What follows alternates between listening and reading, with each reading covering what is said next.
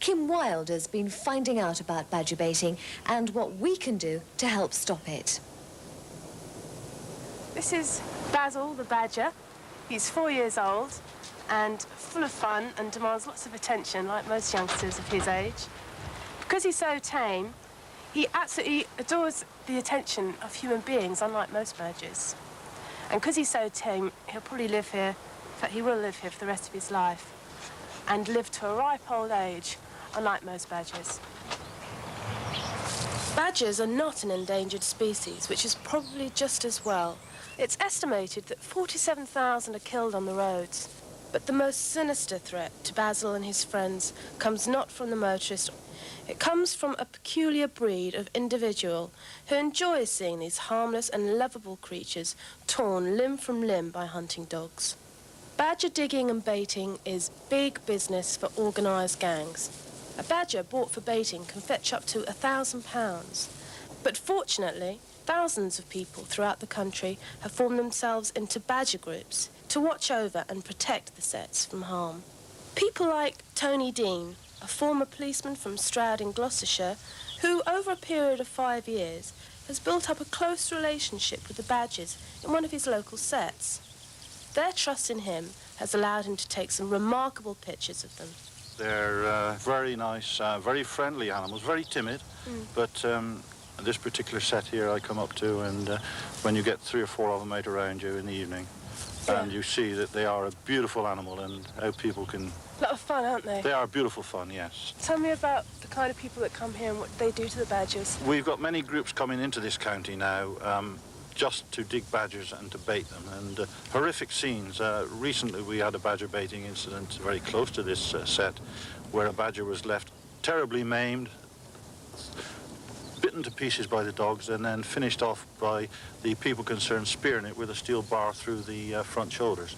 Horrific scenes, and if only the public could see what was happening to the badger just by the badger baiting groups, then we would have far more members than we've already got protecting the badger, I'm sure. A badger digger would probably think twice about tackling someone the size of Tony Dean, but their cowardice is amply illustrated by Chris Ferris.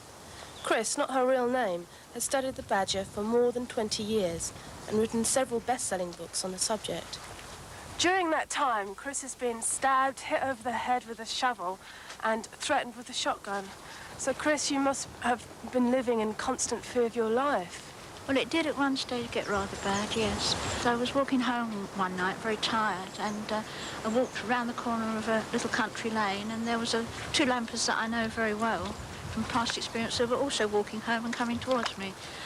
And one bent down, made this gesture, which means always that you've got a knife. They usually have a knife tucked in the leg of their trousers, his little pocket.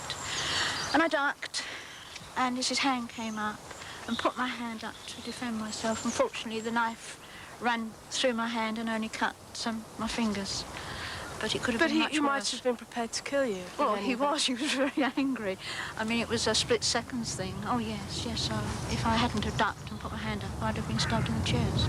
Basically, the people that would cruelly ill-treat an animal will also, if they had the courage, would cruelly ill-treat a child. Yeah. It's just that animals are so more easily cruelly ill-treated, and you can get away with it. Yeah. For people like Chris and Tony, working with badgers is a labour of love.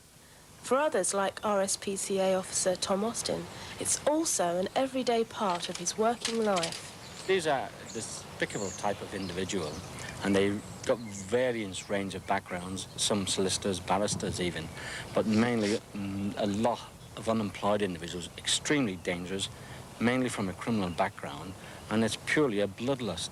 I mean, the frenzy they get into when they have to dig out a badger, and then they have to kill him, and the methods they use for killing is undescribable. The situation, unfortunately, is getting worse. Regardless of the number of convictions we have, we still end up, at the end of the day, that more badgers are killed.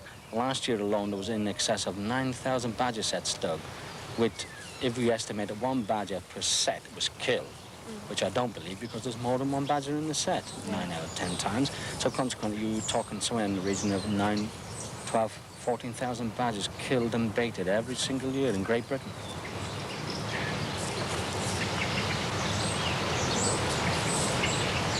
So Basil and his friends face a ruthless enemy. But what can we do to help? Well, there's already been a call in Parliament for tougher measures, so a letter to your local MP wouldn't go amiss.